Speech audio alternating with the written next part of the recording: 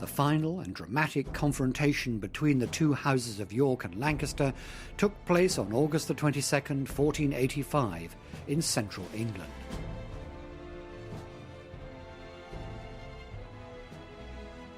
This flag marks the Battle of Bosworth Field, where 15,000 men fought for the future of England. On one side was 32-year-old King Richard III, and on the other, Henry Tudor, aged 28.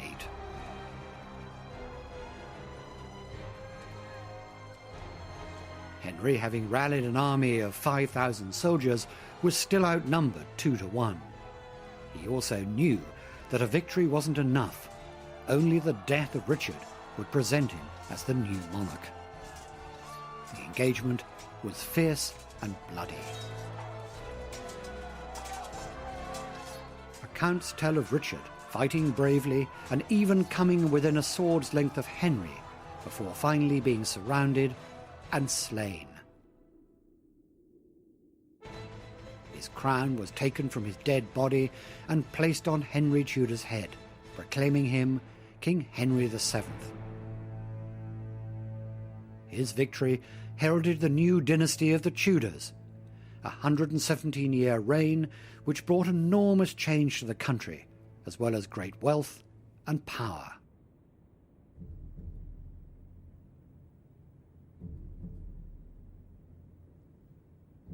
But if the new king, Henry VII, thought he'd have a peaceful time when he came to the throne, he was mistaken.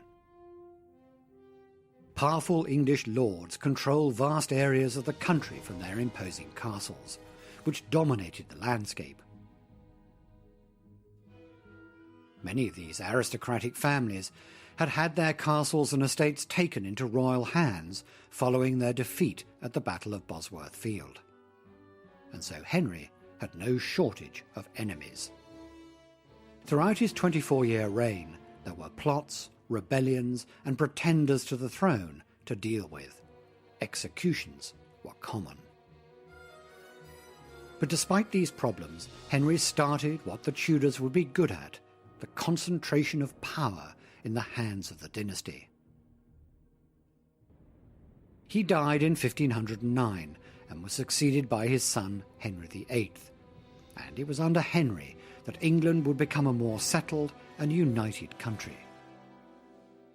As a result, there was a decline of castles and the first flowering of great Tudor houses that were designed for comfort rather than defence. This can be seen at Compton Wynyates in the English county of Warwickshire.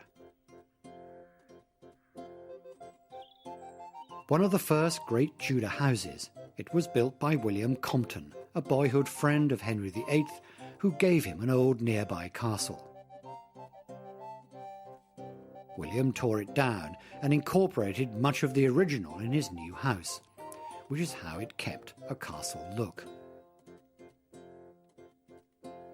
The roofline has a Tudor trademark that can be seen on countless houses throughout the period. Fantastic chimneys in all shapes, sizes and designs. King Henry VIII stayed many times at Compton Wynyates, and his bedroom window still has the King's coat of arms in stained glass.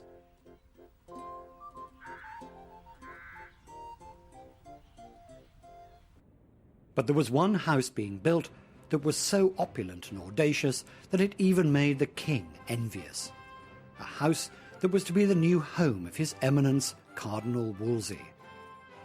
After Henry VIII, he was the most powerful man in the land and the king's closest advisor.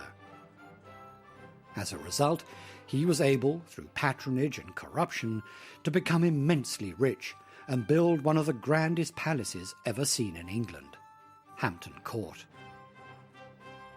In this enormous house, he could entertain on a lavish scale. It rivaled Henry's court, and it angered the king. Wolsey's eventual downfall came when he failed to persuade the Pope in Rome to grant Henry a divorce from his first wife because she couldn't present him with a son. As he felt power slipping from his hands, Wolsey offered the king his house. Henry took it, and eventually had Wolsey arrested, but he died before Henry could execute him.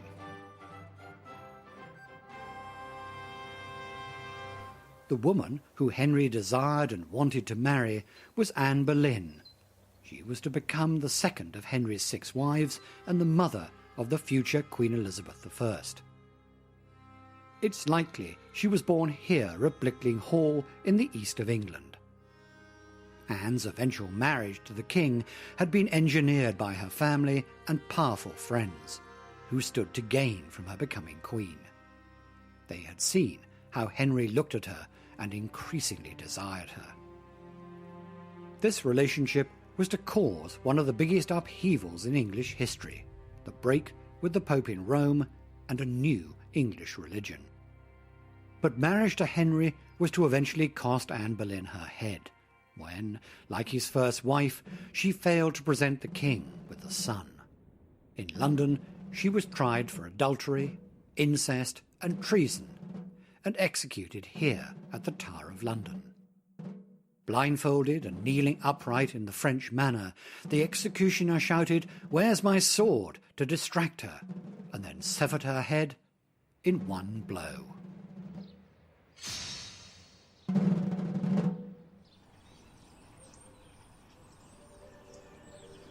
These are the ruins of Fountains Abbey in the north of England.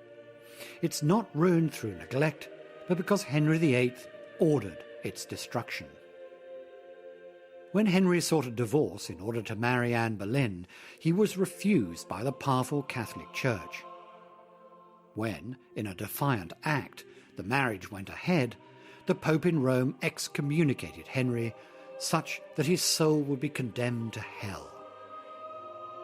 The result was a bitter confrontation between Henry and the Roman Catholic Church.